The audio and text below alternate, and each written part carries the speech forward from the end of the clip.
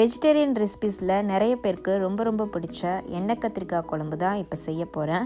அது செய்கிறதுக்கு தேவையான பொருள் பார்க்கலாம். எண்ணெய் கத்திரிக்காய் குழம்பு செய்கிறதுக்கு சின்ன கத்திரிக்காவாக இருந்தால் குழம்பு ரொம்ப நல்லாயிருக்கும். 8 சின்ன கத்திரிக்காய் எடுத்திருக்கேன். அப்புறம் கட் பண்ணி வச்சுருக்க சின்ன வெங்காயம் 1 கப் அளவு எடுத்திருக்கேன். ஒரு பெரிய தக்காளி பழம், துருவன தேங்காய், அப்புறம் இஞ்சி பூண்டு எடுத்து வச்சுருக்கேன். இப்போ ஒரு கடாய் எடுத்திருக்கேன். கடாய் சூடான உடனே 1 டீஸ்பூன் எண்ணெய் சேர்த்துட்டு அதில் வெங்காயம், தக்காளி பழம், இஞ்சி பூண்டு எல்லாத்தையும் சேர்த்து நல்லா வதக்கிக்கணும். இதையெல்லாம் ஒரு மசாலா பேஸ்ட் மாதிரி அரைக்க போகிறோம். மிளகாய் தூளும் கொத்தமல்லி தூளும் அடுத்து சேர்க்க போகிறோம். 1 டேபிள் ஸ்பூன் கொத்தமல்லி தூள் சேர்த்துருக்கேன். சேர்த்து நல்லா வதக்கி விட்டுட்டு 1 டீஸ்பூன் அளவுக்கு மிளகாய் தூள் சேர்த்துக்கணும். சேர்த்து நல்லா வதக்கி விட்டு ஸ்டவ் ஆஃப் பண்ணிடலாம். இந்த மசாலா சூடு ஆறின உடனே ஒரு மிக்ஸி ஜாரில் போட்டு பேஸ்ட் மாதிரி ரெடி பண்ணி வச்சாச்சு. பெரிய நெல்லிக்காய் அளவுக்கு புளியை ஊற வச்சு கரைச்சி வச்சுருக்கேன். கத்திரிக்காவை 4 பக்கமும் வெட்டிக்கணும். காம்பு பிரியாத மாதிரி வெட்டி எடுத்து வச்சுருக்கேன். இப்போ ஒரு கடாய் வச்சுருக்கேன். அதில் ஒரு 3 டேபிள் ஸ்பூன் அளவுக்கு எண்ணெய் சேர்த்துட்டு கட் பண்ணி வச்சுருக்க கத்திரிக்காவை போட்டு நல்லா ஒரு 2-3 நிமிஷம் வதக்கி விடணும்.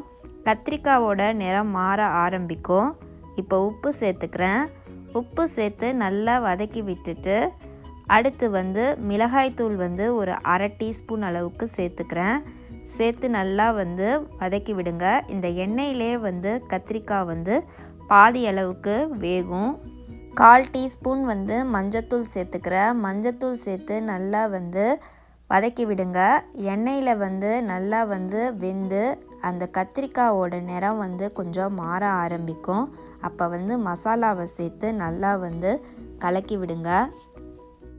அரைச்சி வச்ச மசாலாவை சேர்த்து நல்லா வதக்கி விட்டு இதுக்கு தேவையான அளவு தண்ணி சேர்த்து அப்புறம் புளி தண்ணியும் சேர்த்து அப்படியே ஒரு மூடி போட்டு வச்சிடலாம். 2 கப் அளவுக்கு தண்ணியை சேர்த்துக்கலாம். சேர்த்து நல்லா கலக்கி விட்டு புளி தண்ணியும் சேர்த்து இப்போ ஒரு மூடி போட்டு வச்சு ஒரு 15 நிமிஷம் மீடியம் ஃப்ளேமில் வச்சுடுங்க. நல்லா கத்திரிக்காய் வேகணும். மூடியை அப்பப்போ திறந்து குழம்ப கலக்கி விடுங்க. 15 நிமிஷம் கழித்து பார்த்தோம்னா கத்திரிக்காய் நல்லா வெந்துடும். ஓப்பன் பண்ணி அப்படியே வச்சுருக்கும்போது எண்ணெய் மேலே மிதந்து வர மாதிரி வரும். அப்போ ஸ்டவ் ஆஃப் பண்ணிடலாம். எண்ணெய் கத்திரிக்காய் குழம்பு ரெடி ஆயிடுச்சு. சுட சுட சாதத்தோடு சாப்பிடும்போது எண்ணெய் கத்திரிக்காய் குழம்பு சூப்பராக இருக்கும். செஞ்சு பாருங்கள். இந்த வீடியோ பிடிச்சிருந்ததுன்னா சேனலை சப்ஸ்கிரைப் பண்ணுங்கள். தேங்க்யூ.